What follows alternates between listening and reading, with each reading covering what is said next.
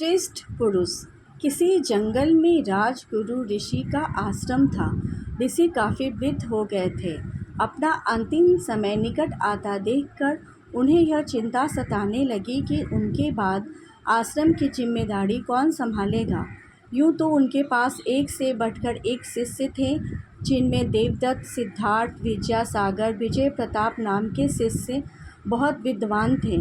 ऋषि ने इन्हीं में से किसी एक को गुरु पद सौंपना चाहा, लेकिन गुरु जैसे सर्वोच्च पद के लिए केवल वेद शास्त्रों का ज्ञान और कला कौशल ही काफ़ी नहीं था, बल्कि कुछ परोक्ष सद्गुरु का भी ज्ञान और कला कौशल की काफ़ी आवश्यकता होती है।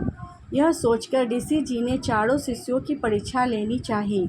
उन्होंने चारों शिष्यों को अपनी इच्छा से अवगत कराकर कहा, पुत्रों, मैं तुम चारों से केवल एक प्रश्न करूंगा, जिसका उत्तर संतुष्टि कारक होगा वही गुरु पद का अधिकारी होगा।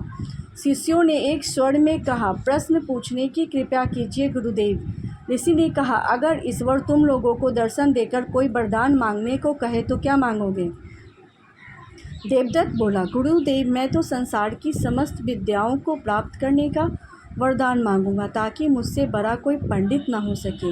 सिद्धार्थ बोला, गुरुदेव, मैं समस्त दिव्य अस्त्रों की मांग करूंगा, ताकि विश्व का सबसे शक्तिशाली पुरुष मैं कहलाऊं।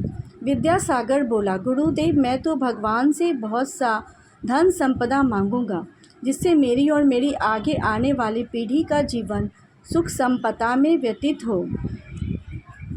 विजय प्रताप कुछ देर तक चुप रहा, फिर गुरु को प्रणाम करके बोला, गुरुदेव, मैं तो आजीवन भगवान की गुरु की भक्ति तथा आत्मसंतोष का वरदान मांगूंगा, इसके अतिरिक्त कुछ भी नहीं चाहता। विजय प्रताप का उत्तर सुनकर राजगुरु ऋषि गदगद हो उठे और उसे गले लगाकर बोले, वत्स, तू ही मेरा सर्वश्रेष्ठ शिष्य है। गुरु पद पर तू ही शोभित हो सकता है। तेरा कल्याण हो, यशस्वी भव। कहकर ऋषि ने विजय प्रताप को आश्रम का भावी गुरु बना दिया। इस प्रकार गुरु पद जैसे ऊंचे स्थान पर विजय प्रताप ने विजय प्राप्त कर ली थी। अतः श्रेष्ठ पुरुष वही है जो अपनी उन्नति के साथ साथ सभी की उन्नति की कामना करे।